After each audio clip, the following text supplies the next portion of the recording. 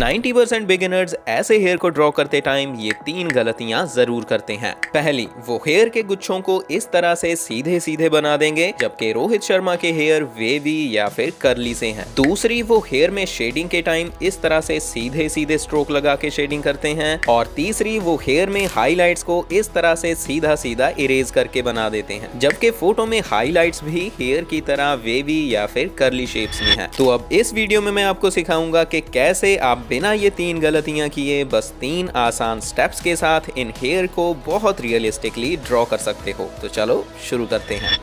सबसे पहले तो आपको पेंसिल डिसाइड करनी है कि शेडिंग के लिए आपको कौन सी पेंसिल यूज करनी चाहिए। यहाँ पे बस डार्क वैल्यूज ही है, तो हम सीधा ही एक ही चारकोल पेंसिल के साथ डार्क वैल्यूज को ऐड कर सकते हैं। जैसे कि मैं यहाँ पे Conte Paris 3B pencil use करूंगा। आपके पास जो भी चारकोल पेंसिल अवेलेबल होगी आप उसको यूज कर सकते हो, या फिर आपके पास ग्रेफाइट पेंसिल्स में जो भी सबसे ज्यादा डार्क ग्रेड वाली पेंसिल होगी आप उसको यूज कर सकते हो। तो ये स्टार्ट हो गया है हमारा पहला स्टेप। सबसे पहले हम रोहित शर्मा के हेयर के इतने से पार्ट को ड्रॉ करेंगे। सबसे मुश्किल हिस्सा ऊपर के पार्ट को ड्रॉ करना होता है, बट उसको मैं आपको बाद में ड्रॉ करके दिखाऊंगा। तो पहले स्टेप में आपको हमने ये जो हेयर की आउटलाइंस में छोटी छोटी हेयर की शेप्स बनाई हुई हैं, जैसे पेड़ों की छोटी छोटी टहनियां मतलब ट्री ब्रांचेस होती हैं, उनके बीच बीच में डार्क वैल्यूज को ऐड करना स्टार्ट करना है। और हाँ, अगर आप सोच रहे हो कि हेयर की आउटलाइंस को इस तरह से ड्रॉ कैसे करना है, मतलब इन ट्री ब्रांचेस जैसी शेप्स को कैसे ड्रॉ करना है, तो उसके लिए आप मेरी इस रियल टाइम वीडियो को देखना। इसमें आप देख पाओगे कि मैंने इन शेप्स को कैसे ड्रॉ किया है। तो मैं रेफरेंस फोटो को साथ साथ ऑब्जर्व कर रहा हूँ। जहाँ जहाँ पे मुझे बहुत ज्यादा डार्क वैल्यूज नजर आ रही हैं, वहाँ पे मैं थोड़ा ज्यादा प्रेशर के साथ डार्क लेयर्स बना रहा हूँ, और जहाँ जहाँ पे थोड़े कम डार्क हेयर नजर आ रहे हैं वहाँ पे मैं थोड़े हल्के प्रेशर के साथ शेडिंग कर रहा हूँ। और ये जो ट्री ब्रांचेस जैसी शेप्स हैं इनको मैं खाली छोड़ रहा हूँ। और मैं यहाँ पे एक एक हेयर को दिखाने के लिए सीधे सीधे स्ट्रोक्स नहीं लगा रहा हूँ। मैं बस रेफरेंस फोटो में जिस फ्लो या फिर जिस डायरेक्शन में मुझे हेयर नजर आ रहे हैं उस डायरेक्शन में शेडिंग करके बस लेयर्स को ऐड कर रहा हूँ। और हाँ, एक और चीज, मैं इन शेप्स को 100% एक्यूरेट नहीं बना रहा हूँ। हमें पता है कि 100% मैच करना बहुत ज्यादा मुश्किल होता है। मैं बस कोशिश कर रहा हूँ कि जितना हो सके उतना इनको मैच कर पाऊँ। ऐसे हेयर में 60 से 70% भी बहुत है हेयर को रियलिस्टिक दिखाने के लिए। एंड अब फटाफट से मैं इस पूरे पार्ट में लेयर्स को ऐड कर लेता हूँ। और आप ये भी नोटिस करना कि मैं हेयर के एंड्स को एकदम से बंद नहीं कर रहा हूँ। फोटो में मुझे जिस तरह से हेयर इधर उधर निकले हुए नजर आ रहे हैं, मैं उनको थोड़ा थोड़ा वैसे ही ड्रॉ करने की कोशिश कर रहा हूँ।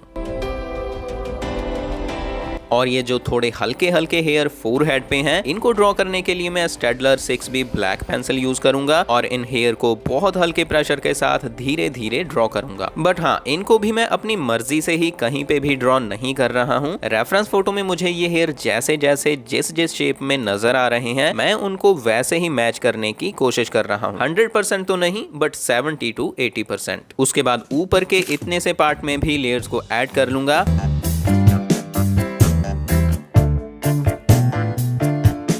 और फिर से 6B पेंसिल के साथ हेयर के एंड में जो हेयर इधर उधर निकले हुए हैं उनको हल्का हल्का ड्रॉ कर लूंगा।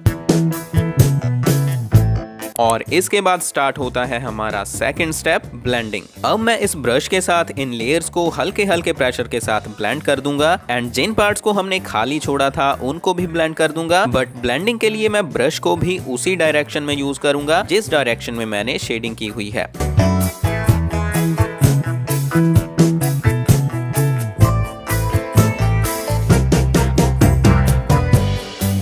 और अब ब्लेंडिंग के बाद स्टार्ट होता है हमारा थर्ड स्टेप, हाइलाइट्स और डिटेलिंग। तो हाइलाइट्स के लिए मैं यूज करूंगा व्हाइट चारकोल पेंसिल। हालांकि मेरे पास टॉम्बो मोनो जीरो इरेजर भी है, बट यहाँ पे हेयर में ज्यादा शाइन नहीं है और हेयर भी स्ट्रेट नहीं है, तो यहाँ पे white charcoal pencil better option है। तो मैं रेफरेंस फोटो को ध्यान से देखूंगा और एक तो जो ट्री ब्रांचेस जैसी शेप्स मतलब पेड़ की टहनियों जैसी शेप्स हमने खाली छोड़ी थी उनमें व्हाइट चारकोल पेंसिल के साथ हाइलाइट्स को ऐड करूंगा। और एक दो जगह जहाँ पे थोड़ी सी ज्यादा शाइन है वहां हाइलाइट्स को ऐड करूंगा। इसके अलावा रेफरेंस फोटो में कुछ और हल्के हल्के हेयर नजर आ रहे हैं जो डार्क शैडोज के अंदर थोड़े थोड़े से दिखाई दे रहे हैं, तो उनको भी मैं इस व्हाइट चारकोल पेंसिल के साथ हल्का हल्का सा ड्रॉ कर दूंगा।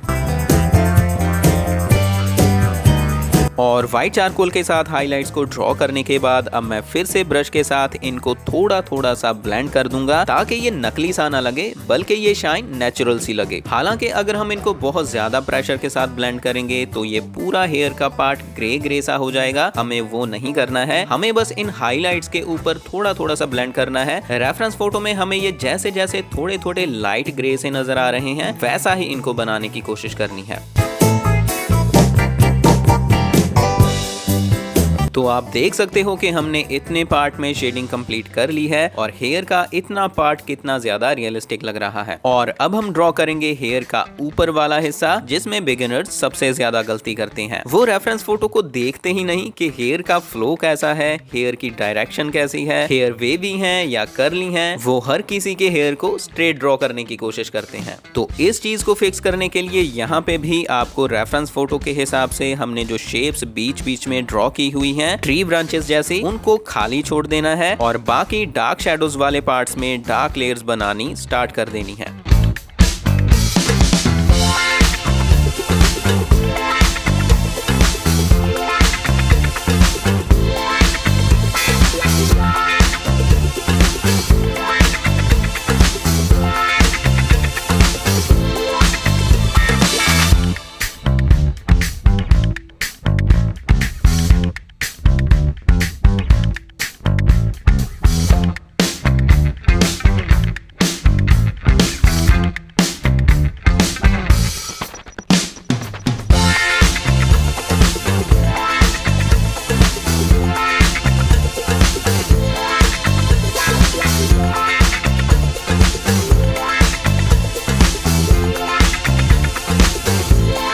लेयर्स ऐड करने के बाद यहाँ पे भी इस ब्रश के साथ इन लेयर्स को ब्लेंड कर देना है। जहाँ पे खाली छोड़ा है वहाँ हल्के प्रेशर के साथ और डार्क शैडोज वाले पार्ट्स में थोड़ा ज्यादा प्रेशर के साथ।